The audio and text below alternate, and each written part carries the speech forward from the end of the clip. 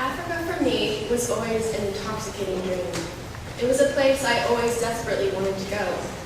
In my head, I pictured South Africa as rugged and wild, with wide open grass plains, where animals roamed and the native peoples lived in mud huts beside rivers. However, my preconceived interpretations of what South Africa was going to be like proved to be very ignorant and stereotypical. This assumption of South Africa, from my experience, couldn't be more from the truth.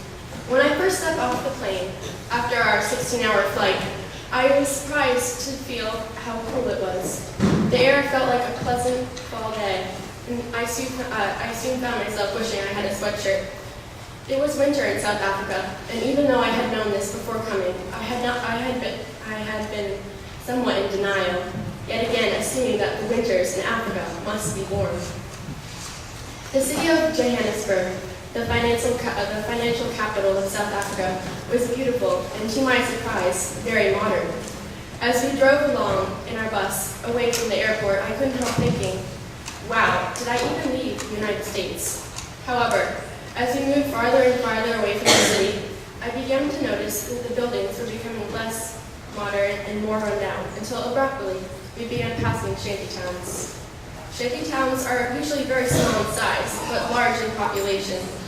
These people are very poor and cannot afford real houses, and so build their houses out of anything they can find. The typical shanty house is built from tin slats and odd pieces of wood, with bits of cloth stuck between the cracks. When we were working in a shantytown in Cape Town, we were invited into one. The inside was dark and damp, and the quarters were cramped, and everything seemed to have a film of filth covering it. It felt as though these people were living inside a small child's fort, not a place suitable for actual living. Throughout our time in South Africa, I came to correct my previous assumptions. I no longer thought of South Africa as just a wide open grass plain. I found that South Africa consisted of a variety of landscapes.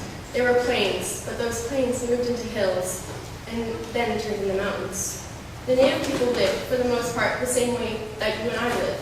They had electricity and plumbing. Even the poorer areas in the shantytowns had this. The animals did not randomly roam about the land, but were kept fenced inside wildlife parks. After going to South Africa, I discovered that it was not a wild place, but a very cultivated and sophisticated country. This trip has helped make me a more worldly person. I am now more knowledgeable of other people's lives and cultures. This experience has also helped me become more aware of the poverty in the world. I believe it is necessary for all people to travel and experience other places and cultures. These experiences are life-changing and help to make you a stronger, more conscious individual.